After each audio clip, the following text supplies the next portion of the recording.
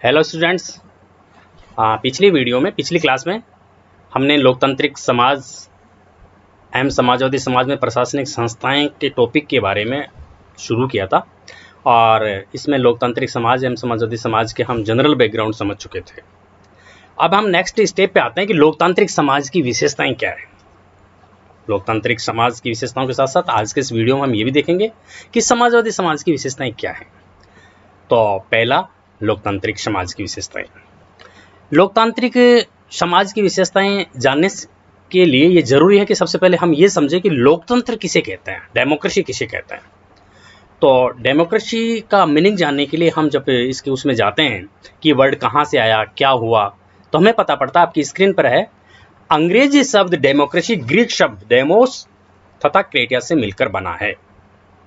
Demos और क्रेटिया दो Greek शब्द से मिलकर बना। डेमोस का मतलब होता है लोक, पीपुल, तथा क्रेटिया सत्ता, रूल। तो इस डेमोक्रेसी का शाब्दिक अर्थ रूल ऑफ पीपुल होता है, अर्थात लोगों का शासन या लोगों की सत्ता। विभिन्न विद्वान प्राचीन काल के, जैसे Giddings, professor Seeley, Bryce, Gettell, Dicey, Abraham Lincoln इत्यादि ने अपनी परिभाषाओं के माध्यम से लोकतंत्र के अर्थ एवं इसकी अवधारणा को समझाने का प्रयास किया है। अगर हम इनको डिटेल से पढ़ना चाहें तो आप जो भी आपकी बुक होगी उसमें होगा। मैं यहाँ पर आपको ब्रीफ में कहना चाहूँगा कि गिडिंग्स ने कहा कि लोकतंत्र को न केवल शासन की एक प्रणाली है लोकतंत्र, बल्कि उन्होंने माना कि इसे राज्य और शासन की एक विशिष्ट दशा या इन तीनों का संयोग अथवा समुच्चय होता है। गिडिंग्स ये बोल रहे हैं कि गिडिंग्स ने बताया, हम इस दूसरे शब्दों में ले सकते हैं, हम इस बात को ऐसे कह सकते हैं, गिडिंग्स लोकतंत्र को न केवल शासन की एक प्रणाली मानते हैं, बल्कि उन्होंने इसे राज्य और समाज की एक विशिष्ट दशा या तीनों का संयोग अथवा समुच्चय बताया। इसी तरह प्रोफेसर सीले ने अपनी पुस्तक में लोकतंत्र को एक ऐसी सरकार घोषित किया है जिसमें प्रत्येक व्यक्ति की भागीदारी होती है। मैंने अब जो ब्राइस नाम लिया, ब्राइस ये लिखते हैं कि जनतंत्र शब्द हीरोडोटस के काल से एक ऐसी सरकार की अभिव्यक्ति के लिए प्रयुक्त किया जाता रहा है जिसमें राज्य की शासकीय शक्ति किसी एक वर्ग या कुछ वर्गों में सन्निहित न होकर संपूर्ण समाज के सदस्यों में निहित होती है। अमेरिकी राष्ट्रपति अब्राहम लिंकन की जो परिभाषा है उसको लोकतंत्र के सर्वग्राही अर्थ के रूप में मानकर संपूर्ण जनमानस में वो परिभाषा प्रतिष्ठित हो चुकी है। सभी जनरली उस परिभाषा का उदाहरण देते हैं। जैसे अब्राहम लिंकन ने जो कहा, लोकतंत्र शासन का वह रूप है जिसमें जनता का जनता के द्वारा और जनता के लिए शासन होता है। Democracy is a form of government by the people, for the people end of the people. Democracy is a government of the people, by the people and for the people. ये परिभाषा बहुत महत्वपूर्ण और प्रसिद्ध परिभाषा है। तो इन विभिन्न परिभाषाओं के आधार पर हम ये कह सकते हैं कि लोकतंत्र शासन की वह पद्धति है जिसमें देश के नागरिक प्रत्यक्ष या अप्रत्यक्ष रूप से भाग लेते हैं और शासन का संचालन करते हैं। ये मेन बात है। विभिन्न विद्वानों ने विभिन्न तरीके से जो परिभाषाएं दी, उनका सार ये निकल कर आता है कि लोकतंत्र शासन की वह पद्धति है जिसमें देश के प्रत्येक नागरिक प्रत्यक्ष या अप्रत्यक्ष रूप से शासन की प्रणाली में भाग लेते हैं और उसका संचालन करते हैं, या तो डायरेक्टली या इनडायरेक्टली। ये लोकतांत्रिक समाज के बारे में जब हम पढ़ेंगे तो लोकतंत्र की सामान्य सी परिभाषा है, सामान्य सी एक वो है, जनरल बैकग्राउंड है। ये जान लेने के बाद कि लोकतंत्र क्या होता है, हम ये यहाँ पर आ जाते हैं कि लोकतांत्रिक समाज की प्रमुख विशेषताएं क्या क्या है। लोकतांत्रिक समाज की प्रमुख विशेषताएं विभिन्न हैं, उनमें से आपकी स्क्रीन पर है। जैसे पहली है समानता। तो लोकतांत्रिक समाज में प्रत्येक नागरिक समाज की एक इकाई के रूप में समझा जाता है और उसके साथ किसी भी आधार पर भेदभाव नहीं किया जाता है। समानता का व्यवहार किया जाता है हर आदमी के साथ। दूसरी बात, स्वतंत्रता। स्वतंत्रता का मतलब है कि हर व्यक्ति स्वतंत्र है। समाज में, लोकतांत्रिक समाज में प्रत्येक नागरिक को विभिन्न प्रकार की स्वतंत्रताएं प्राप्त होती है, जैसे अभिव्यक्ति की स्वतंत्रता, आवास की स्वतंत्रता, आवागमन की स्वतंत्रता, आजीविका की स्वतंत्रता, शिक्षा इत्यादि स्वतंत्र शिक्षा प्राप्त करने का अधिकार है सबको। अर्थात इन सभी अधिकारों से संबंधित निर्णय लोकतांत्रिक होते हैं तथा तार्किक रूप से नियंत्रित होते हैं। नेक्स्ट जो आपका इसमें आ रहा है वो निर्णय। निर्णय का मतलब यह है कि लोकतांत्रिक समाज में जो निर्णय होते हैं वो, सॉरी इससे पहले न्याय है, न्याय आप पढ़ लीजिए, इसकी जो विशेषताओं के न्याय आएगा। सामाजिक, राजनीतिक एवं आर्थिक न्याय, समाज में सामाजिक, आर्थिक एवं राजनीतिक न्याय की स्थापना करना लोकतांत्रिक समाज की प्रमुख विशेषता होती है, सामाजिक क्षेत्र में, तीनों क्षेत्र में। अगला जो पॉइंट है वो निर्णय। लोकतांत्रिक समाज में निर्णय लोकतांत्रिक प्रणाली से लिए जाते हैं। इसका मतलब है कि निर्णय प्रक्रिया में सभी की भागीदारी की व्यवस्था की जाती है। निर्णय बहुमत के आधार पर लिए जाते हैं और निर्णय प्रक्रिया में यह ध्यान रखा जाता है कि किसी एक वर्ग का नुकसान न हो।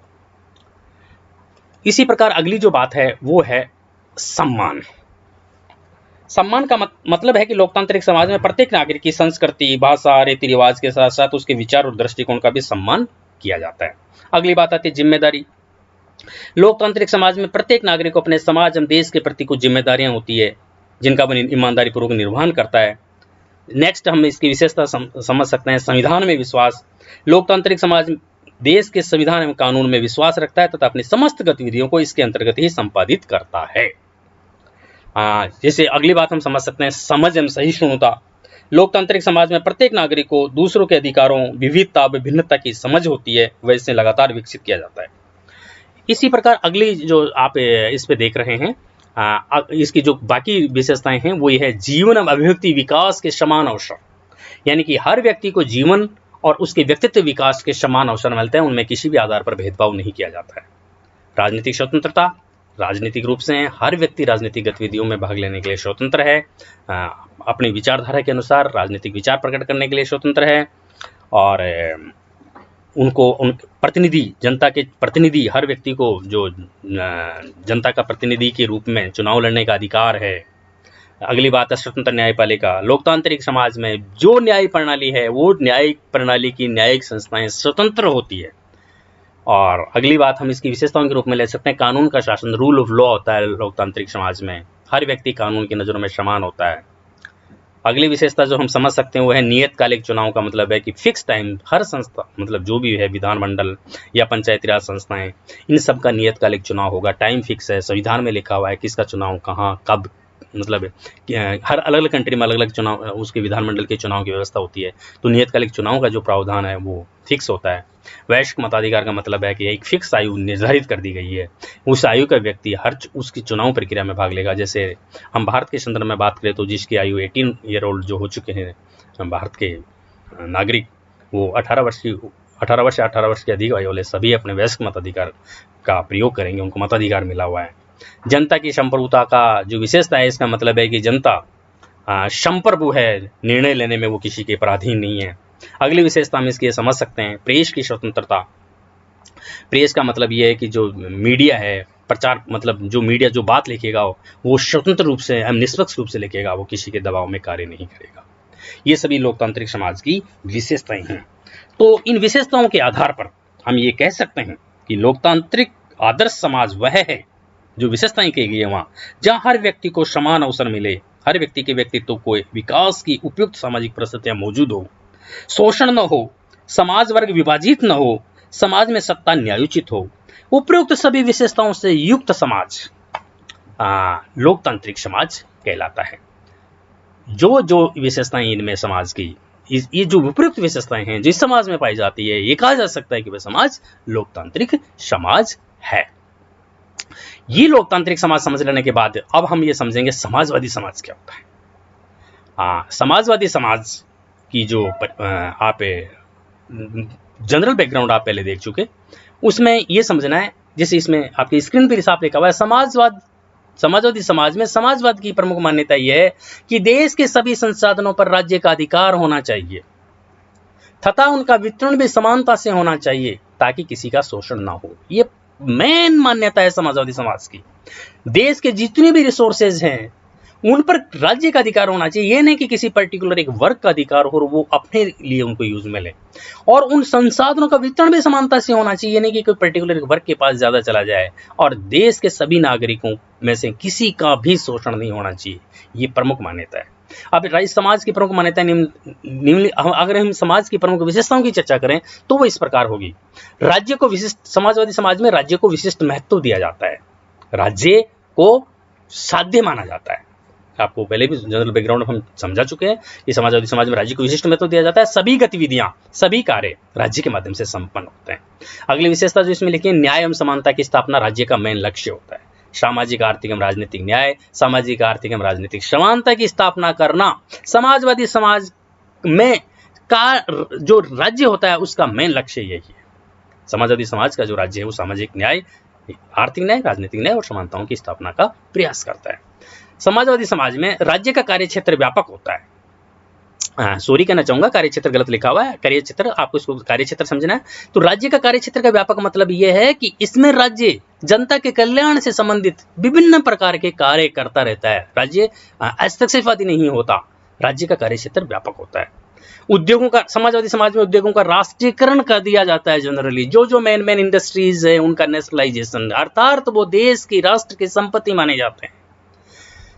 अगली विशेषता में समझ सकते हैं, साधन समाज की संपत्ति माने जाते हैं। समाजवादी समाज में जो भी रिसोर्सेज, जो भी साधन है सरकार के, राज्य के, वो सब समाज की संपत्ति माने जाते हैं। अगली विशेषता में समझ सकते हैं, भरण पोषण का दायित्व राज्य पर होता है। समाजवादी समाज में जनता के भरण पोषण का दायित्व है, देश के सभी नागरिकों के भरण पोषण का दायित्व है उस राज्य पर होता है। राज्य उनके भरण पोषण का दायित्व अपने ऊपर लेता है। समाजवादी समाज में प्रतियोगिता के स्थान पर सहयोग की भावना होती है। आपस में कंपटीशन के स्थान पर आपस में समाज के सभी वर्गों का सहयोग करके, सभी वंचित, गरीब, सभी तबकों का सहयोग लेकर उनके कल्याण से संबंधित कार्य करने की मेन भावना होती है। समाजवादी समाज में आर्थिक विषमता दूर करना प्रमुख लक्ष्य होता है। जो समाज के विभिन्न वर्गों में आर्थिक विषमताएं पाई जाती है उससे विभिन्न समस्याएं उत्पन्न होती है। तो जब हमने पढ़ा कि देश के संसाधनों पर राज्य का नियंत्रण होता है, ये इसका पर्पज यही है कि देश के संसाधनों पर राज्य का नियंत्रण होने के आधार पर राज्य आर्थिक विषमता को दूर करे। तो ये आर्थिक विषमता को दूर करने का राज्य का एक प्रमुख लक्ष्य होता है समाजवादी समाज में। ये विशेषताएं जान लेने के बाद अब आप एक निष्कर्ष के रूप में हम यहाँ आएंगे। लोकतांत्रिक समाज पढ़ लिया, समाजवादी समाज की विशेषताएं समझ गए। समाजवादी समाज का निष्कर्ष के रूप में हम ये कहना चाहेंगे, हम बताना चाहेंगे कि समाजवादी समाज की इन विशेषताओं के आधार पर हम क्या कह सकते हैं, समाजवादी समाज होता क्या है। निष्कर्ष के रूप में हम ये कह सकते हैं कि वस्तुतः समाजवाद सामाजिक संगठन का वह सिद्धांत है। समाजवाद, वस्तुतः समाजवाद सामाजिक संगठन का वह सामाजिक आर्थिक सिद्धांत है जो उत्पादन के साधनों एवं उनके वितरण व विनिमय पर, उत्पादन के साधनों एवं उनके वितरण व विनिमय पर समाज के नियंत्रण व समाज द्वारा विनिमय का समर्थन करता है। इसका मेन जो विशेषता के रूप में हम कह सकते हैं कि समाजवाद में उत्पादन के साधनों पर एवं उनके वितरण पर और उनके विनिमय पर समाज का ही नियंत्रण होता है और समाज द्वारा ही विनिमय का समर्थन करता है। यानी कि उत्पादन के सभी साधन का समान वितरण होगा देश के सभी नागरिकों में और वो देश के सभी नागरिकों के हित में काम में ले जाएंगे। आज की इस वीडियो में, आज की इस क्लास में आप ये समझ चुके कि समाजवादी समाज और लोकतांत्रिक समाज की मेन विशेषताएं क्या है। जब दोनों जान लेने के बाद अगले वीडियो में हम भारत के संदर्भ में देखेंगे कि भारत कैसे एक लोकतांत्रिक समाजवादी समाज है। आपको इसके साथ साथ आपने बुक में से देखते हुए पढ़ के इसको लर्न करते रहना है। अगली क्लास के लिए आप, जब मैं पढ़ाऊं उससे पहले हो सके, संभव हो सके तो आप अपने बुक में से इसको पढ़ लीजिए ताकि आपको समझ में आए। अगर किसी भी स्टूडेंट्स को कोई प्रॉब्लम है तो वो डायरेक्टली मुझसे संपर्क कर सकता है। Okay, bye.